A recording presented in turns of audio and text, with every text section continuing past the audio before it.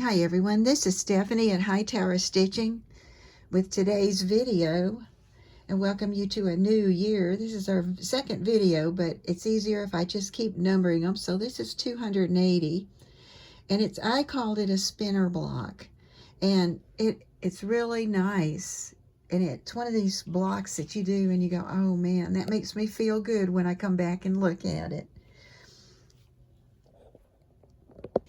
And this is from the American Patchwork and Quilting magazine, June of 2023, and it is page 89.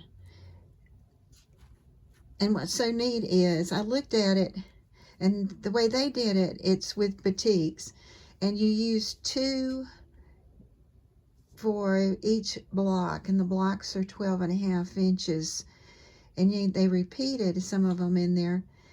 And I looked at it and I said, I really like the pattern, and I want to do my practice one so that I can see if I like this one. And the only other thing that it has besides the 2 colors is it has one partial seam.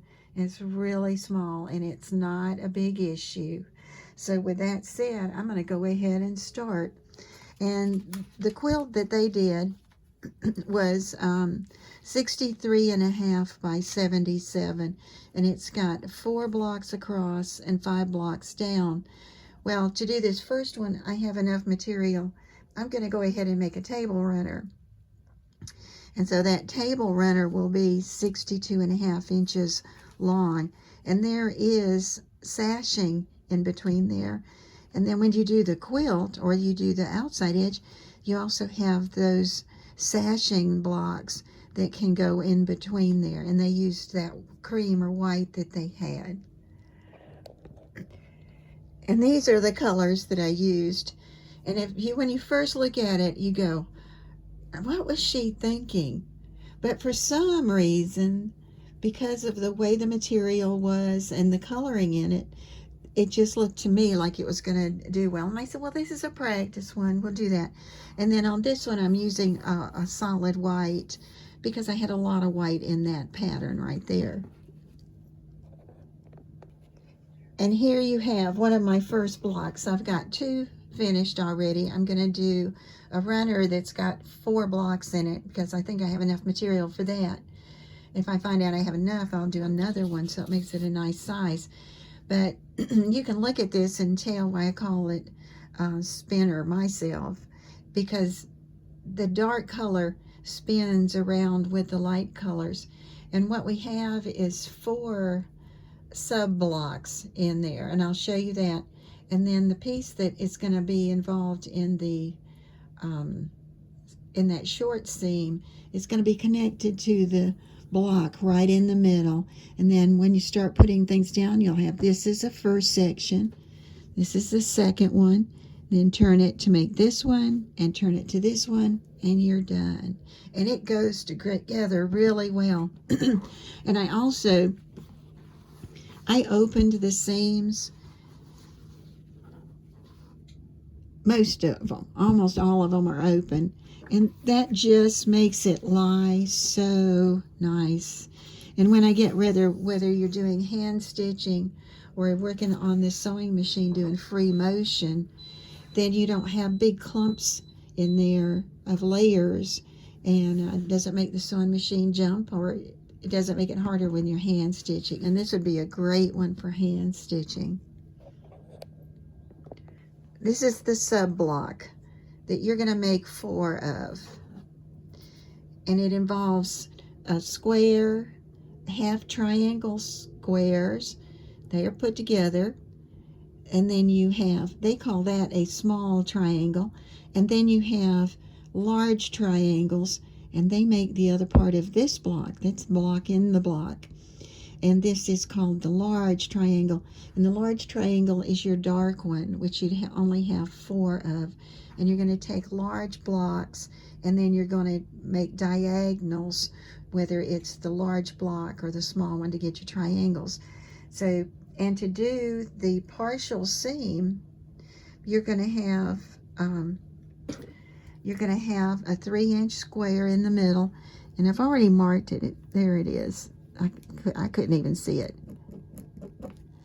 And on that square, you're going to take one side and you're going to take and put a mark at 1 inch, because what we're going to do is we're going to stitch from here to here and not here. Going to leave that open to get this to work.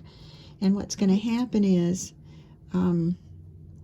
this is going to go over here. This is where your joining is. So where you would put it right on that one. As soon as you have your first one made, you can add this on, or you can make all 4 of them and then add this on.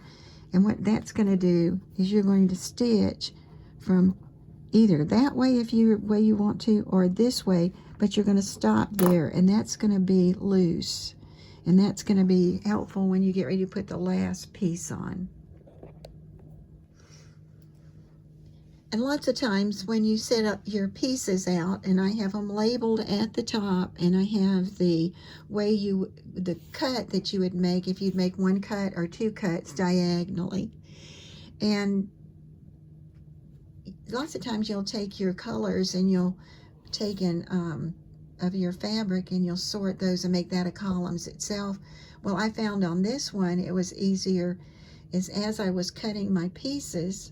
For example, this one starts and it's a 3 3/8 inch square, and we're going to make half triangle squares out of that, which involves taking one of the whites, which is I've already put the lines in there.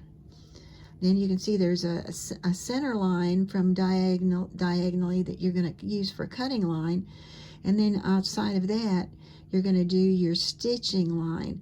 And I found that if you stayed pretty close to the line, or even just a little bit to the inside and followed the line, that when you got done with that square and cut it apart, because you'll cut on this line, that it fit really well. And you could check it to see that it's a 3-inch square.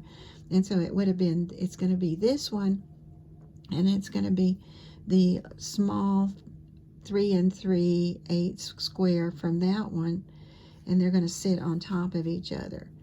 All right, and when you get those sewn, and I'm down here at the bottom, when I got those sewn, I just added those back down here to the bottom, so I would have them, and I'm going to need 4 of them to do each block, and I've used one already. Okay, so but you could do as many as you want, but this is making 1 block. I didn't say that at first, did I?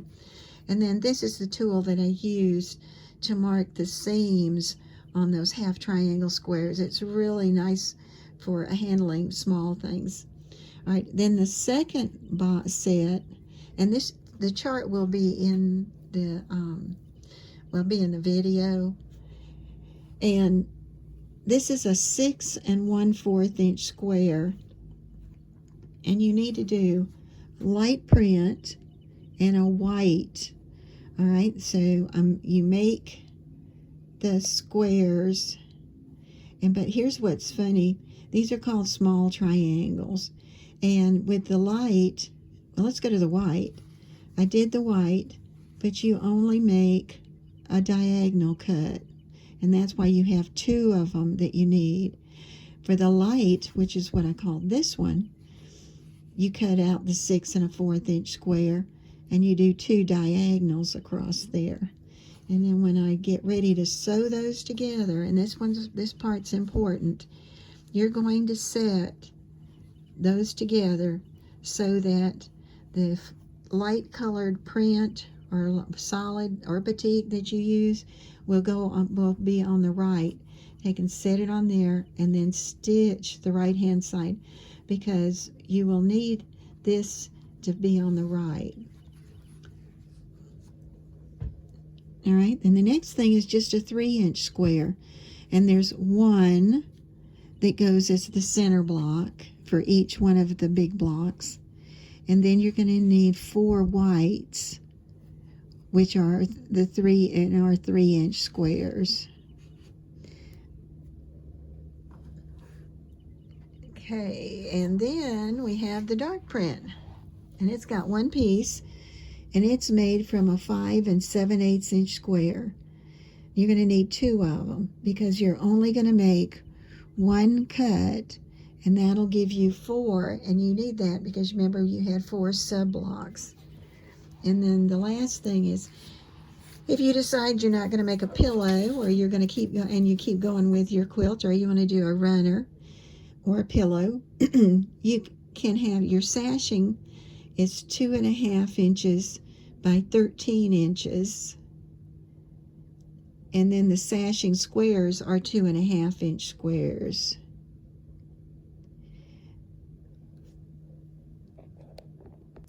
So I had the first segment made, and I took that center piece that we were going to have 3-inch square, I laid it right here on the right hand side, and then I went and I stitched over to the 1-inch mark. So that's going to be loose. And that's how you're going to, when you add the pieces going around, that's how you're going to be able to sew the last seam that you need to that. Let's look back at the block. Right now it's 13-inch block. And you can start and identify the center block, or you can identify the first one up there at the top. And I have taken and hooked this one to that one, just the one that you just saw, so that it would fit in like that. Now, one of the things that you want to do is watch the way your little triangles are positioned and then your large triangles are positioned. Because if you look, this is to the right, down in the bottom right-hand corner when you take and turn them. And then when you have this one, this one is attached to here. So you sew these two together, and you want it to be that the fabric is to the right, so that you would lay them down like that and stitch all the way down. Then I go to the ironing board and I press the seam before I open it to set the stitches, and then I take and open up the seams. And for this pattern, it doesn't take long. And this piece is going to go in here. Now, I've already sewn together my half triangle squares, and I've gotten these nice, they really turn out really pretty. And then you have that 3-inch square, and sew the 3-inch square to that. And this is where you want your position, that it's sitting just like down in the lower right.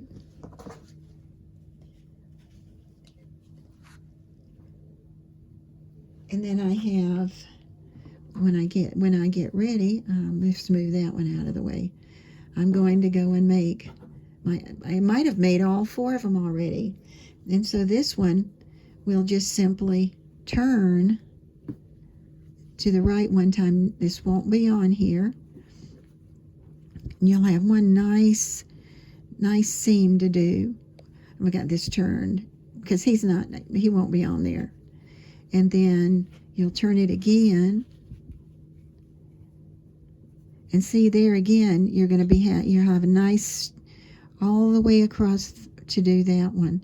So now when you get to the last one, you're going to turn, because that's going to close up your square, and you've already got it, and you're going to hook it on there, and then you're going to stitch that, or finish stitching the part that's left. Stitch that, and you'll be finished. It's really, really nice, and that's in the right place.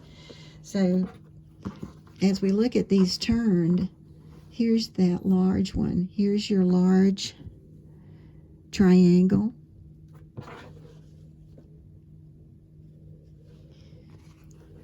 Here's your second piece. And then you're looking at your large triangle. This is really a big one, but this is they consider small, and this is the large. And on that one, which I haven't sewn together, yes I did. And I want to make sure that this is down in this position, and there I've made my next one. And then it's a matter of seam there and seam there, and that section's finished. And you just complete that going all the way around. Make 4 of your pieces, your sub blocks, and then add those around there, and then you will get this neat looking block. And I do have my second one that I'm ready for, and this was from the American Patchwork and Quilting, 2023 June, page 89. And here's a picture. If you can snip with your computer from the video, you can get that and make yourself a chart, but it wouldn't take long to do it, because here's the 3 3/8 inch, and you take that little tool, because we're going to make a half triangle squares and 2 lights, and this, remember, this just makes 1 block. And then the 6 1/4 inch square, and the white you just cut once, and then the print that you're using, do a double cut. A 3-inch square, 1 light one, and then white ones, 4 white ones. Those are going to go with your half triangle squares. And then you have the pretty dark that's going to show up, and it's a 5 7/8 inch square, and you use 2 of those and then make your diagonal cut, and those are called your long triangles, and those are your small triangles. And then I added down here, sashing is 2.5, and sashing squares are 2.5. And I'm excited to get done with the video, because I only need 2 more blocks, and I've already got them cut. And then I get to do the rest of the fun of putting those pieces together for a runner, and then I get to quilt it. So this is a neat block. And remember, if you're saying, well, I'm just not sure I can pick my colors like I want to, well, then think about doing the batik, and where you have the dark shade and the light shade that they had in the quilt. See if this was that. That's sort of like that is the quilt, a different view of it. But all of the things, and then the white was I think white on white, or white tone, and it's a really nice project. This is Stephanie at Hightower Stitching. Thank you for watching. Any notes I have will be added to the description. Please subscribe and come back and see me again.